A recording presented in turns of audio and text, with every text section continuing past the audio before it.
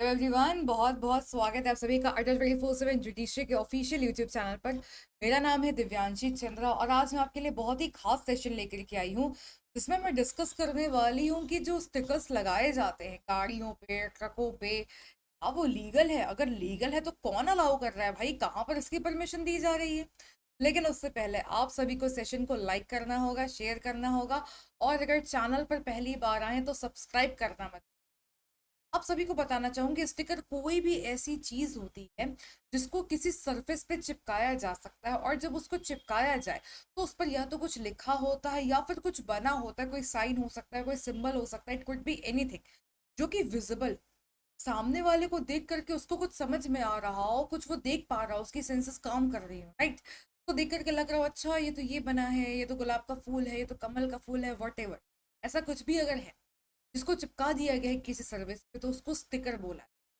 अब गाड़ियों पे जो स्टिकर लगाया जाता है, अब वो लीगल है या इलीगल है, इसके लिए हमें थोड़े से लॉस को कंसिडर करना पड़ेगा, for example motor vehicles act. लेकिन उससे पहले आपसे बात करना चाहूंगी, पूछना चाहूंगी, क्या लगता है आपको कि लोग स्टिकर्स का प्रयोग आखिर करते क्यों? आखिर नीड क्या है स्टिकर? तो कह सकते हैं कि कुछ लोग यहाँ पर अपने नामों के स्टिकर लगा लेते हैं जिनके पास ओरिजिनल नहीं होते व्हीकल के, साबित करने के लिए कि गाड़ी उनको बिलोंग करती है। कुछ लोग यहाँ पर स्टिकर लगा लेते हैं, अपने बच्चों का नाम लिखवाते हैं, अपने स्पाउस का, अपने पेरेंट्स का, अपनी कारों पर नाम लिखवाते हैं, क्योंकि शायद लोगों की टेंडेंसी होती, हो सकता है फैमिली मेम्बर्स के नाम भूल जाएं। खैर, ऐसा नहीं है। तो बहुत सारे स्टिकर्स लगाए जाते हैं जिसमें लोग अपना टाइटल लिखते हैं, अपनी कास्ट लिखते हैं, अपना रेस लिखते हैं, या फिर अपने रिलीजियस बिलीफ को लिखते हैं। अब यहाँ पर चाहे जिस भी मंशा से ऐसा काम करा जाए, यहाँ पर यह बात समझनी जरूरी है कि इन सब चीजों से और कुछ नहीं होता है, बस आग में घी डालने का काम होता है। ये आग है कम्युनल डिसहार्मनी, और अपने आप में ये चीज तो आप सभी को बताना चाहूंगी, एक एडवोकेट यहाँ कोई भी क्लाइंट नहीं लेंगे वाइल ही इज ड्राइविंग, ना ही कोई डॉक्टर यहाँ पर पेशेंट्स को अट्रैक्ट करेंगे ऑन द रोड, है ना? और पुलिस यहाँ पर इनजस्टिस को रोक सकती है कहीं पर भी without first proving through stickers on the vehicles की वो पुलिस है। ये सारी बातें अपने आप में काम की हैं। इनके लिए आईडी कार्ड, इनकी यूनिफॉर्म ही काफ़ी है इनकी अथॉरिटी बताने के लिए। तो स्टिकर्स को यहाँ पर कई बार जो है किसी क्राइम से बचने के पर्पस के लिए भी इस्तेमाल करा जाता है। अक्सर क्या होता है कि पुलिस यहाँ पर गाड़ियों को नहीं रोकती है, तो लोग इसका फ़ायदा उठा लेते हैं, कोई ऐसा स्टिकर लगा होता है तो इसका फ़ायदा उठा लिया जाता है। अब जहाँ तक लीगैलिटी की बात है, तो मैं आप सभी से बताना चाहूंगी, सेक्शन 177 है मोटर व्हीकल्स एक्ट का, जो कि कहता है कि, बताना चाहूंगी, ये सेक्शन जो है ना आपका, ये रेजिडुअरी पेनल्टी क्लॉज, जो कि यहाँ पर इम्प्लाई करता है कि अगर यहाँ पर किसी किसी पार्टी पर ऑब्लिगेशन लगाई जाती है जो कि एट फॉल्ट है, कि वो यहाँ पर कॉम्पेंसेशन पे करेगी अगर यहाँ पर उन्होंने कोई भी कॉन्ट्रावेंशन करा है in relation to the act और रूल, रेगुलेशन या फिर नोटिफिकेशन जो कि मोटर व्हीकल्स एक्ट से जुड़ी हुई। मतलब यहाँ पर हम क्लियरली डिड्यूस कर सकते हैं कि जो एक्ट है स्टिकर्स लगाने का, ये बिल्कुल भी लॉ के द्वारा परमिसेबल नहीं है। दैट इज, इस लॉ के द्वारा परमिसेबल नहीं होती है, हम उसको इलीगल ही तो बोलेंगे। इसके साथ साथ सेक्शन 49 है सेंट्रल मोटर व्हीकल रूल्स 1989 का, जो कहता है कि यहाँ पर हर प्लेट को यहाँ पर प्रोटेक्ट करा जाना अगेंस्ट काउंटर फीटिंग। यहाँ पर अप्लाई करा जाएगा क्रोमियम बेस्ड होलोग्राफ, जो कि अप्लाई करा जाएगा हॉट स्टैंपिंग के द्वारा।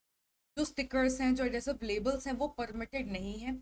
जो नंबर प्लेट होती है उस पर एक परमानेंट कॉन्सिक्यूटिव आइडेंटिफिकेशन नंबर होना चाहिए, मिनिमम 7 डिजिट्स का, जो कि लेजर ब्रांड करा जाएगा रिफ्लेक्टिव शीटिंग में, और हॉट स्टैंपिंग करी जाएगी फिल्म की, और इसके द्वारा एक वेरिफिकेशन वाला इंस्क्रिप्शन होगा जिसको वेरीफाई करा जा सकता है। तो अगर हम इस लॉ के अनुसार जाते हैं तो हमें ये समझ में आता है कि अगर कोई स्टिकर लगा रहा है या एडिसिव लेबल लगा रहा है तो रजिस्ट्रेशन प्लेट पर तो बिल्कुल भी परमिटेड नहीं है।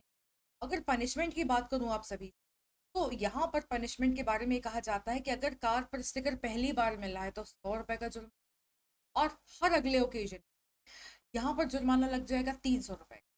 अब यहाँ पर बहुत सारे इश्यूज ये भी है कि भाई जब इलीगल है तो डिस्ट्रीब्यूशन क्यों हो रहा? आप जगह जगह पर देखते होंगे कि जैसे एडवोकेट्स स्टिकर लगा, डॉक्टर्स स्टिकर लगाते हैं, तो डिस्ट्रीब्यूशन हो ही क्यों रहा? आप सभी को बताना चाहूंगी कि जहाँ पर एडवोकेट्स को और जहाँ पर डॉक्टर्स को स्टिकर्स दिए जाते हैं उसका एक वैलिड रीजन, हिंदुस्तान की जनसंख्या बहुत ह्यूज है। अब डेवलपिंग नेशन के टर्म्स में पर लोग जो है, हर कोई फोर्ड कार तो नहीं खरीद सकता है, लेकिन गवर्नमेंट अपनी टेरिटरी तो बढ़ा सकती है। मतलब बात यह है कि जो पार्किंग स्पेसेस है हॉस्पिटल वो लिमिटेड होती हैं। तो यहाँ पर अगर स्टिकर लगाई जाती है किसी व्यक्ति के द्वारा अपनी गाड़ी पर, तो उस व्यक्ति को परमानेंट पार्किंग स्पेस मिल जाता है, क्योंकि वो जो अथॉरिटी के द्वारा इनको इजीली आइडेंटिफाई करा जा सकता है कि ये डॉक्टर हैं या फिर ये एडवोकेट हैं। तो यहाँ पर सिर्फ और सिर्फ प्रेफरेंशियल ट्रीटमेंट के लिए होता है, ना कि किसी और चीज़।